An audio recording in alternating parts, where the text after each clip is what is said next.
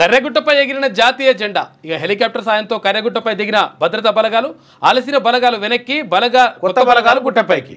భద్రతా బలగాల్లో ఆత్మస్థైర్యం నింపే దిశగా అడుగులు. గుట్టపై బేస్ క్యాంప్ ఏర్పాటుకు సన్నాహాలు. సేఫ్ జోన్లోకి మావోయిస్టులు వెళ్ళిపోయారట. ఇక 9 రోజుల పాటు కొనసాగిన ఆపరేషన్ కగార్లో భద్రతా బలగాలు చివర కర్రెగుట్టపై పూర్తి పట్టు సాధించాయి. బుధవారం సాయుధ బలగాలు గుట్టపై జాతీయ జెండాను ఎగరవేశాయి. త్వరలో అక్కడ బేస్ క్యాంప్ ఏర్పాటు చేయనున్నట్టు సమాచారం. కర్రెగుట్ట ఛత్తీస్గఢ్లోని బీజాపూర్ జిల్లా ఉసూర్ బ్లాక్ పరిధిలోను, తెలంగాణలోని ములుగు జిల్లా వెంకటాపురం, వాజేడు మండలాల పరిధిలోను విస్తరించింది.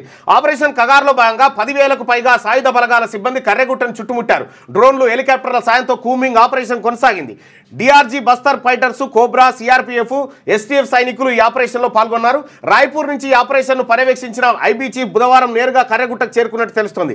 ఇప్పటివరకు ఆపరేషన్లో పాల్గొన్న బలగాలను వెనక్కి రప్పించి కొత్త బృందాన్ని మోహరించనున్నట్టుగా సమాచారం.